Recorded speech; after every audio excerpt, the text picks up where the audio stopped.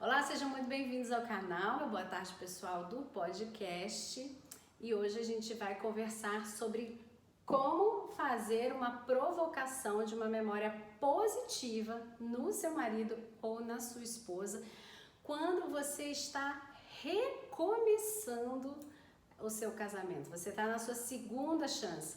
Eu não sei se você já conseguiu assistir, mas a gente teve aí alguns vídeos de reestruturação do pessoal que pede tempo, e aí quando pede tempo, como é que volta, quais são as bases desse retorno.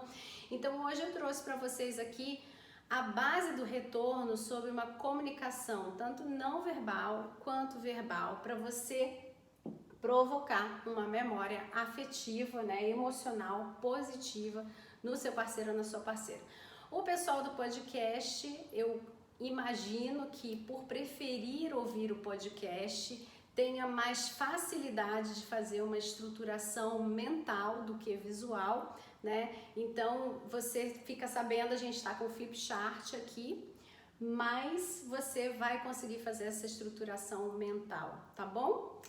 Bom, a primeira coisa que você precisa entender é que a postura diz muito sobre você.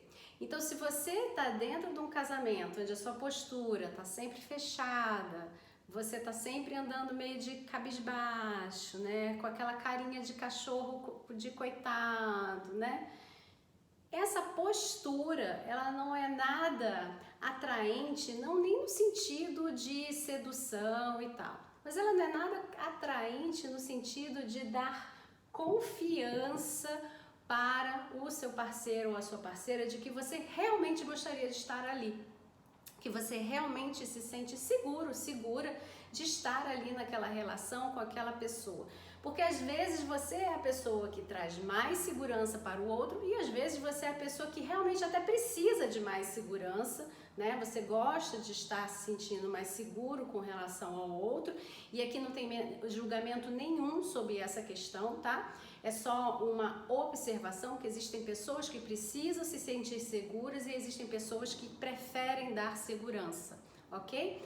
Então, quando você é uma pessoa que prefere dar segurança e você tá andando de ombrinho fechado, cabisbaixo, meio, né, tentando não ocupar muito espaço no ambiente, quando você faz esse movimento, você tira do olhar do outro, que é aquele que precisa de confiança, né, se sentir seguro, você tira do olhar do outro a admiração que ele tinha por você, de você ser uma pessoa confiante, que vai em frente, e ela vai começar a perceber que, nossa, tem alguma coisa errada aí, que ele ou ela entrou em fragilidade.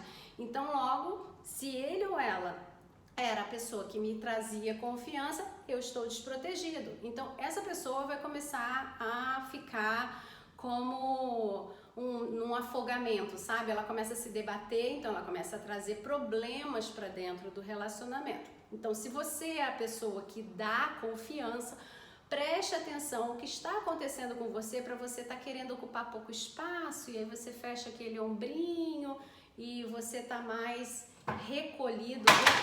Ups, desculpa, não vou parar o vídeo por causa disso não, minha gente. Vamos lá, bati no negócio aqui.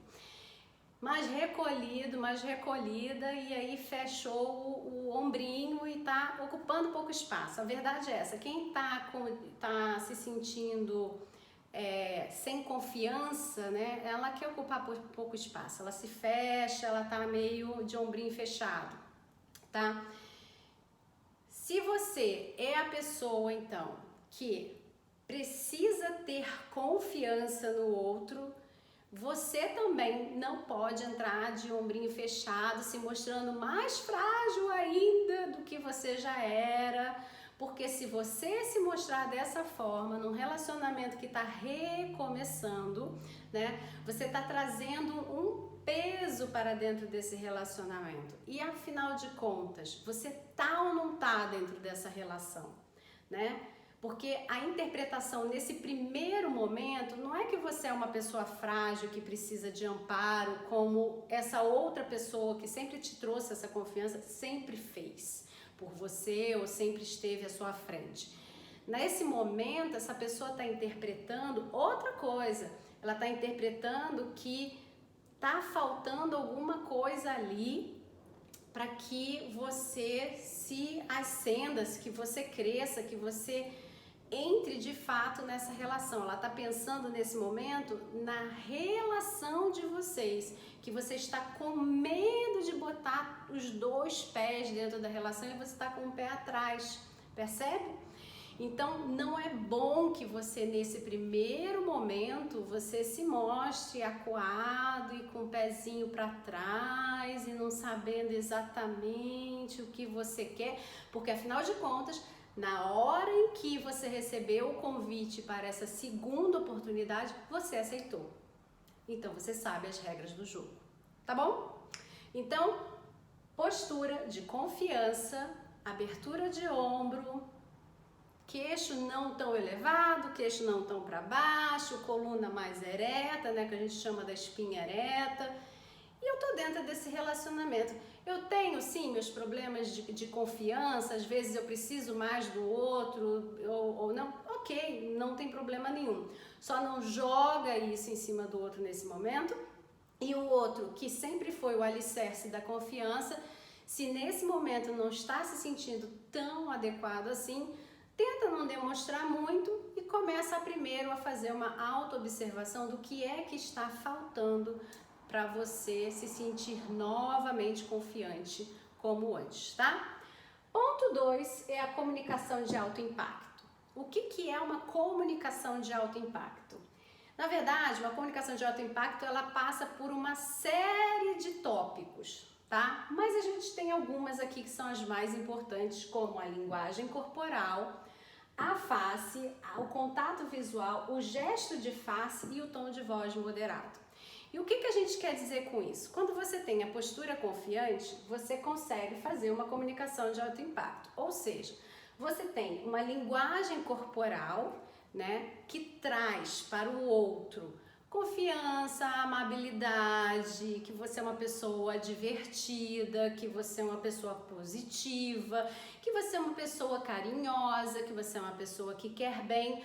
Toda a sua linguagem corporal vai falar a respeito de você nesse momento, tá? De conversa com o outro. Ou seja, é o fato de você fazer pequenos movimentos que tem a ver com tudo isso que eu acabei de falar. Se você é uma pessoa amável, geralmente são pessoas que abraçam, são pessoas que tocam no outro. Se você é uma pessoa que traz confiança, você tá sempre de boa postura, você tem sempre uma boa palavra para o outro, né? Você tá sempre com os olhos fixos, né? Que a gente acaba passando aqui pro contato visual. Você tá sempre com o olhar fixado no outro, mas não é aquele olhar que intimida, é um olhar de aconchego, de compreensão, de empatia, né? Aqui a gente acabou passando até pro contato visual. Quando você faz a comunicação de alto impacto, você precisa manter um contato visual, o qual traga para o outro confiança de se abrir com você, traga bem-estar. O outro tem que se sentir bem com você. Então é um olhar que não julga, é um olhar que não faz aquelas caras de dúvida, é um olhar que não faz aquela cara de tô te seduzindo, não é um olhar que faz aquela cara de não tô nem aí pro que você tá falando. Não, percebeu já no meu olhar? O olhar, ele diz que você pode confiar em mim. Eu tô aqui para te ouvir, eu estou aqui pra gente retomar a confiança que a gente gostaria de retomar. Eu estou aqui para dividir com você esse problema.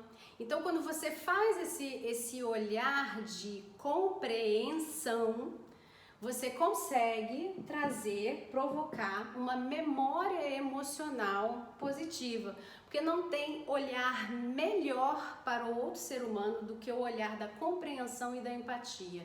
Que ele é um olhar muito genuíno e que você consegue verdadeiramente entender que aquela pessoa está ali com você.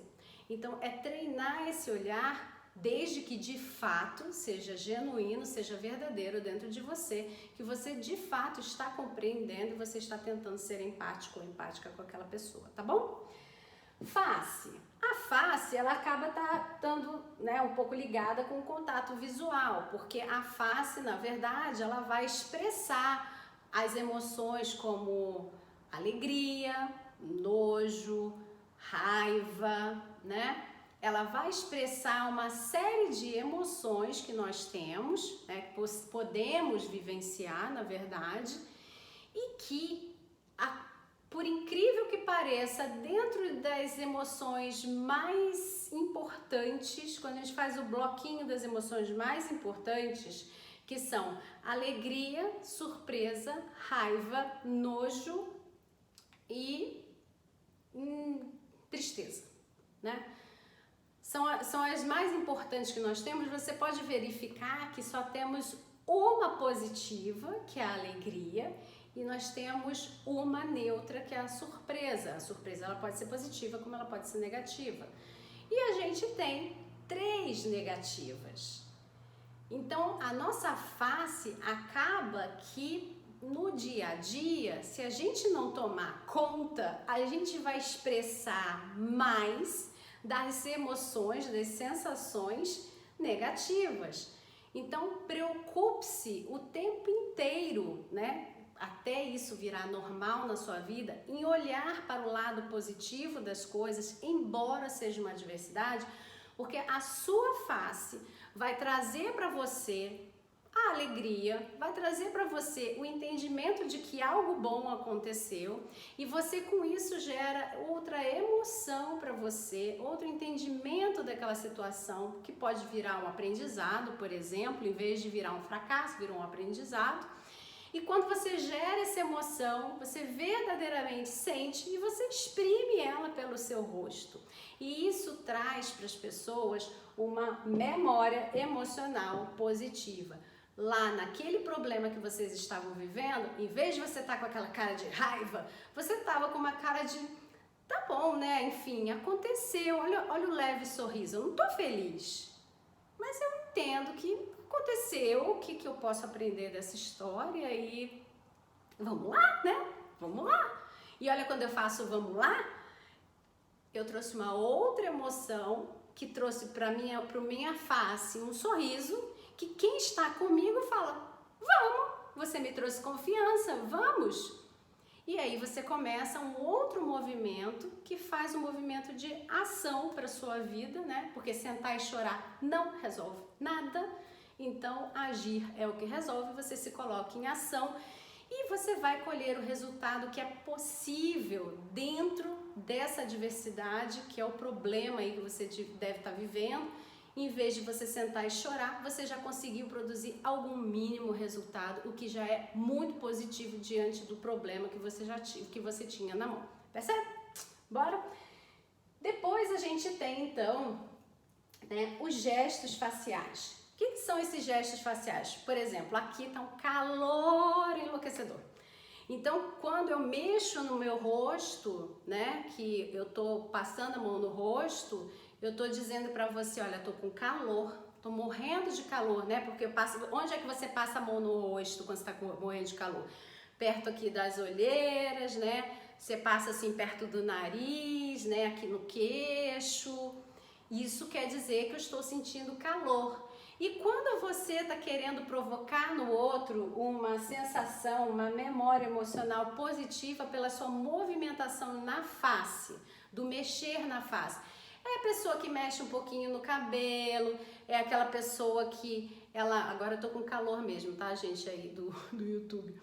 É a pessoa que mexe um pouquinho no cabelo, que passa o cabelo pra frente, é aquela pessoa que bota a mão no queixo, né, que ela tá interessada no que você tá falando, né, é a pessoa que pega aqui no cantinho da orelha, mexe na orelha.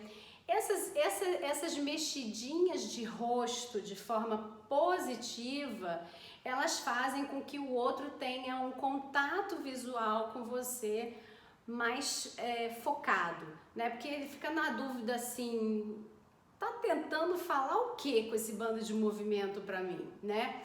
E isso quando a gente já tá dentro do casamento. Quando você tá antes do casamento, você tá no movimento de sedução, né? De mexer no cabelinho e tal.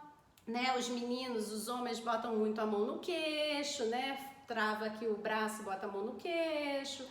Então, são movimentações que acabam por trazer uma comunicação de impacto. Você fica, né, tipo, impactado no que tá querendo me falar, né? E aí é hora de você perguntar, de você tirar a dúvida. E provavelmente será positivo, né? Tom de voz moderado. O tom de voz, ele é muito importante para que você consiga trazer nessa memória positiva para a pessoa que o seu tom de voz é um tom de voz que algumas pessoas gostam de dizer que é um tom de voz manso. Eu não sou muito a favor do tom de voz de manso, tá? Com o olhar do, né, aquele tom de voz meloso e tal. Mas eu acho que existem tons de voz que eles são adequados para cada situação, tá? Então é você ter ponderação e adequação para você colocar a sua voz. Existem pessoas que têm realmente uma forma de expandir a voz, né? De jogar a voz para fora, que ela é muito grave, né?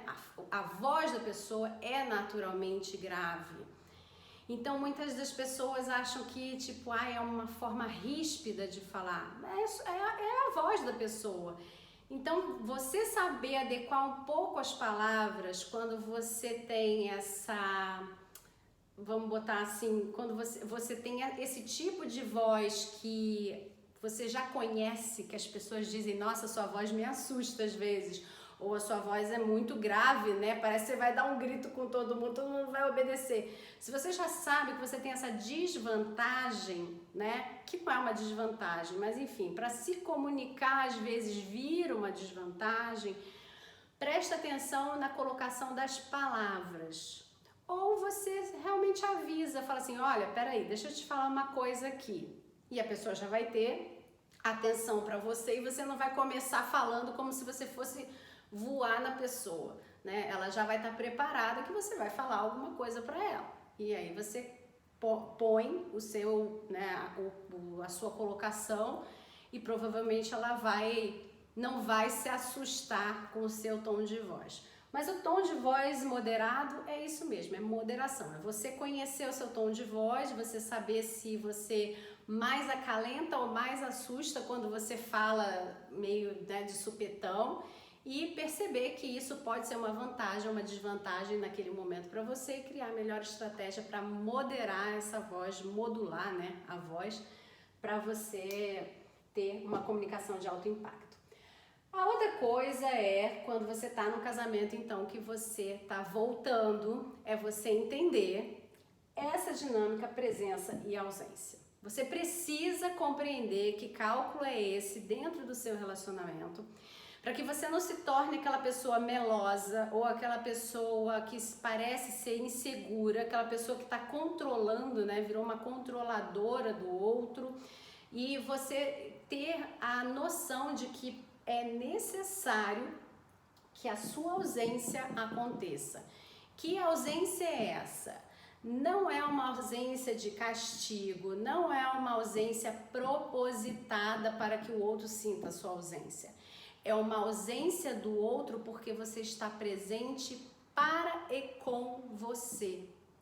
Apenas para e com você. Se você estiver presente com ele ou com ela, você pode estar, em algum momento, ausente de você. E por isso você vai dar a sua ausência para o seu marido ou para a sua esposa, porque você precisa desses momentos de presença para e com você. À medida que você for fazendo uma vida independente do seu casamento, e esse independente não é do tipo uma vida paralela, não é isso, mas é uma vida de construção e de proteção de independência, onde você vai se cuidar, você vai prestar atenção no que você está se alimentando, você vai fazer o esporte que você gosta, você vai cuidar da sua saúde, você vai sair com seus amigos, você vai sair com os amigos do casal, você vai sair com os amigos do seu marido ou da sua esposa, caso você seja convidado.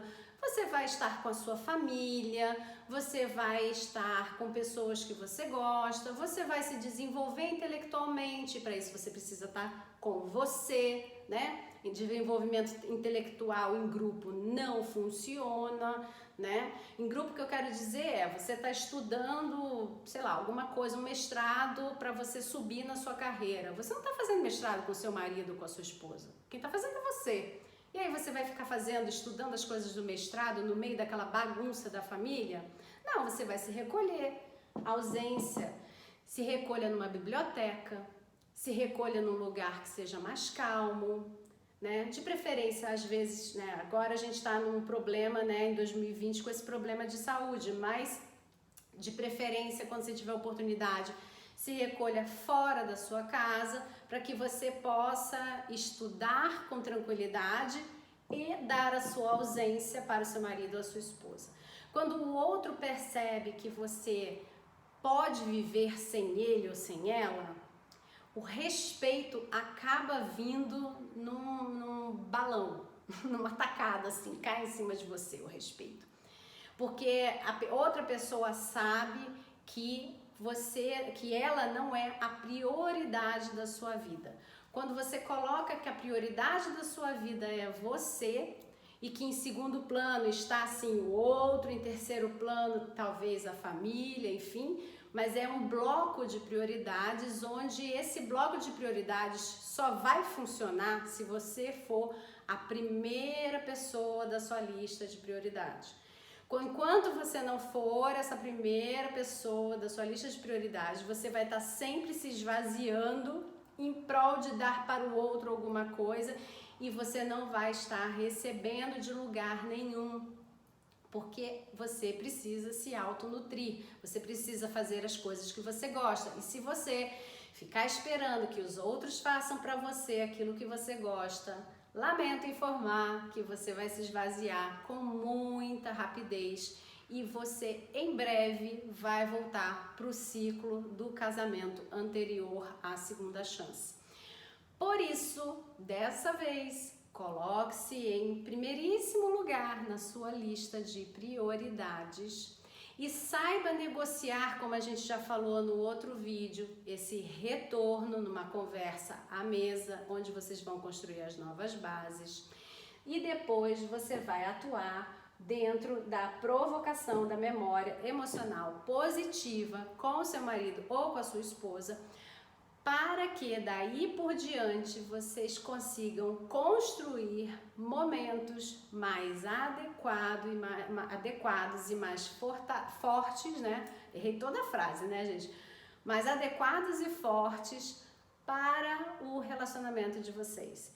Porque pessoas que estão adequadas e fortalecidas, dificilmente elas entram no ciclo da má comunicação dentro do casamento, que é aquela que começa com uma pequena discussão, que vira uma discussão, que vira uma briga, que vira uma discórdia, que vira um afastamento das partes, que vira o fim de um casamento, né? Não, ainda tem o olhar para fora, né? Quem acompanha os vídeos sabe, depois do afastamento tem o olhar para fora e aí vem o pedido de fim. Se você não quer viver novamente esse processo, trate da sua comunicação dentro do seu casamento, porque, como eu sempre digo, é nela que estão todas as bases para que você construa o seu castelo em concreto e não em areia. E aqui, então, você vai provocar a memória emocional positiva dessa segunda fase da sua vida, tá bom?